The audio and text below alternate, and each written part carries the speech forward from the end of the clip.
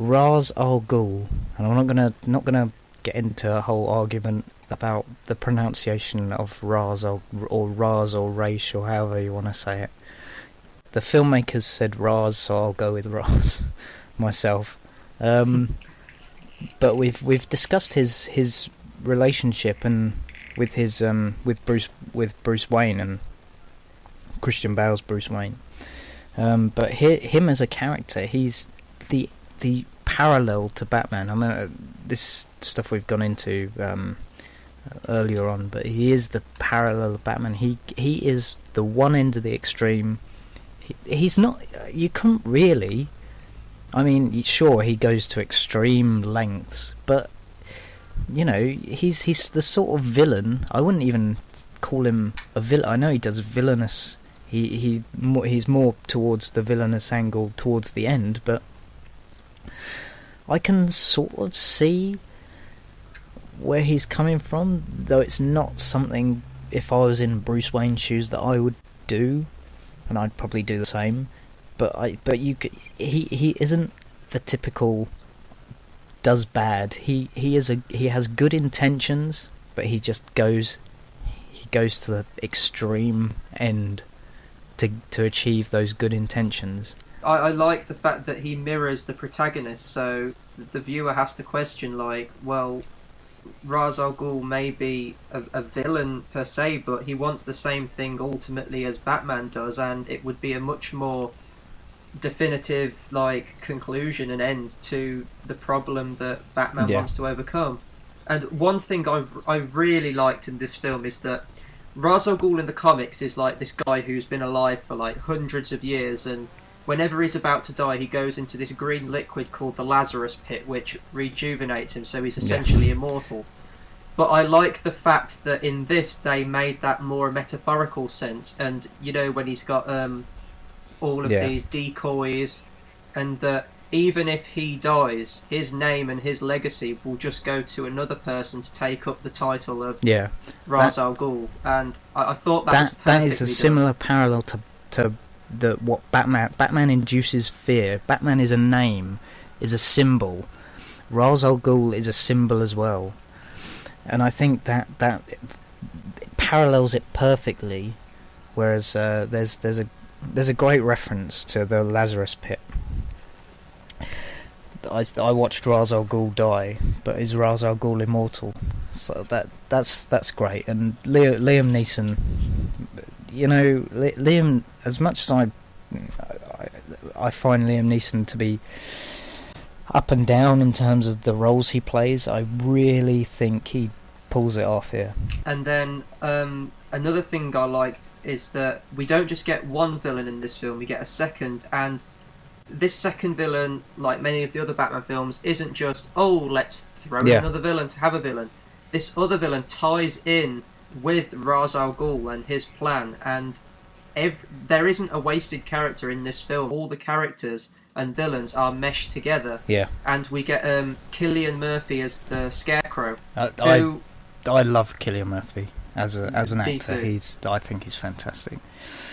And he really, I think his Scarecrow is probably with the animated show. I'd say he's up there, and he's not the main villain. He's the weaker of the two villains, so he has to work with Ra's al Ghul. You don't sort of have them battle against each other. You have he's weaker, so you know he works with him. That's my one problem I have with the Scarecrow in this film, is that the scenes he's in, he absolutely steals the show as the Scarecrow, because he is so intense, and I love how they modernised him and gave him the look. But he only has about 3 scenes in this film. He has the scene where he interrogates Carmine Falcone, he has the scene where he sets Batman on fire, and then he has the scene at the end where he's riding the horse. They're really the only scenes you get of the Scarecrow, and I do think he was a little bit underused, and I would have liked to have seen more of him. I mean, we only get him about for 2 minutes or so in The Dark Knight. But I never really got Jonathan Crane's motives. I know he was working with Ra's al Ghul. Was it so he could have test patients? He mistakenly thought Raz's plan was to hold Gotham to ransom, Ra's used him to get his drugs into the water system, and he thought, "Oh, we could. I'll cash in on this. We can." He thought they were going to hold the city to ransom, so he mistakes their motives, and his motives is his money, and that he I guess he's a nut. That's why he works in Arkham Asylum. I'd like to have seen a bit of a better reason than just money for the character of Jonathan Crane, but maybe that they could have discussed the plan, and because he's obsessed with fear, he would have been like the king of this like fear world, maybe, or I don't know. But it's not a massive problem. Cillian Murphy, as we said, the Scarecrow, it's perfect casting. Yeah, perfect casting. You got great, like, it has great action in it, because you can't have a summer blockbuster with no action. And one thing I will have to say, if Michael Bay watches Batman, he should listen and go, and he should watch it, and Chris Nolan should tell him, no Transformers, this is how you make a action film. Would you have like the Bat Tumbler as a Transformer? Oh no. No, that would kill it for me. But and that's another thing I like, actually, the Morgan Freeman character. If we go over the side characters, I love how they all brought these gadgets to like reality and gave it a militarized like aspect towards it. Like the Tumbler is a bridging vehicle, and then obviously we got the Bat Pod, which is combined with it. Yeah, and that looks the modern great. Take. That the Tumbler, like, I know it's not Tim Burton's Batman, but it physically is a different take on Batman, and you need a different vehicle. This Tumbler is a tank. It works.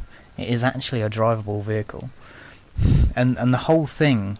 Yeah, I think most of the gadgets in there are based on sort of existing technologies, or current, or working on technologies, or something like that. So I think it's all based in reality, which gives it an extra dimension. That you're not looking at this as a spectacle. You're looking at it as, oh, this could potentially be an alternate sort of paralleled world to ours, and that is what I really like. Yeah, me too. Just the whole how they've modernised it really gives it a sense that this could be in our world. Like, you're not looking at a fictional city of Gotham City. You think this could be a real place. You've got, yeah, with the whole realistic aspect of it, it adds that new layer to the Batman franchise that we hadn't seen before up until this point. Yeah. So then, side characters. We got a few. I mean, we discussed Alfred with Bruce Wayne and Batman, but he is the sort of similar to Bruce Wayne's actual father, which I like. But also you have Rachel Dawes, who I will go against public opinion and say that I actually quite like her, Katie Holmes, in this, and I think she isn't the typical has to be saved character. She's a very strong and independent. She does investigating by herself. She puts her life on the line, like going to Crane's Arkham Asylum, and I think she is a strong female character. She's not the typical damsel in distress type. Though I quite like Katie Holmes in this. This is where I'm torn with the two incarnations of Rachel. I prefer Katie Holmes as an actress in the role, but in terms of hearing her dialogue come from someone, I see Maggie Gyllenhaal saying that kind of dialogue more with her character. Right. But I did think that Katie Holmes was the superior actress, and although loads of people say there was no need for her character in the film, I think there is, because echoing into The Dark Knight, it gives Batman a stake in normality and gives him a goal that he wants to achieve, that once he's cleared up the city, he has someone to go back to and settle down with. And yeah, the themes of never being able to get what you want once you pursue the life as a superhero, and all these life situations that get in the way. I think that works for the character of Batman and makes him even more of a tragic hero. Yeah, and I mean these two have known each other since childhood. I mean they're not like the thing was Tim Burton's Batman met the love interest. Here her Rachel's mother works for the Waynes, so those two knew each other from childhood, and I think that's a much better. You can flesh it out more if it's that than if they meet like when they're adults. I think you can really sort of flesh it out because there's that bond when they're children, and I find it more believable than I did Vicky Vale, Selena Kyle, Chase Meridian, was it? Yeah. Yeah, and the one who I don't know the name of in Batman and Robin that was there for 2 minutes and then disappeared. It's so much more believable than any of those, and I missed out Phantasm there because that was a believable relationship as well. Yeah, and other side characters we've got. I think we really need to mention Gary Oldman as Commissioner Gordon. Oh yeah.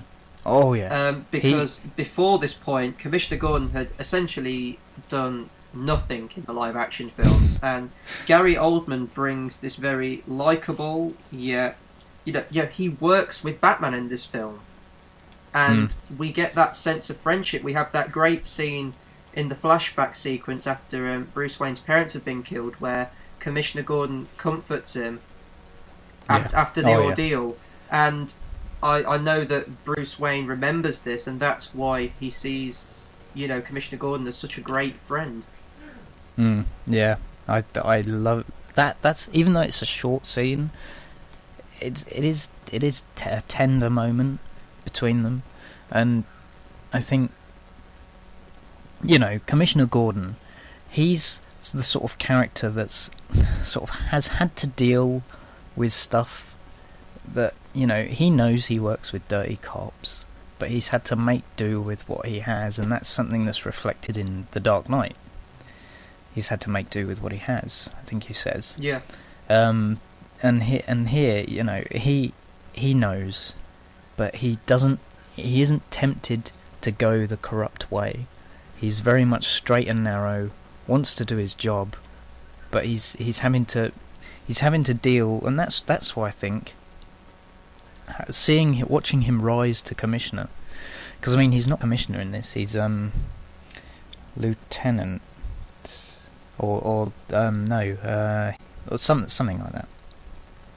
He's a lower rank, and I think because of this it builds up his strong sort of man management for when he does become commissioner, which is a given. But it takes 2 films, or a film and a half to do that, and I think you really build him up as that sort of strong, organised man management type.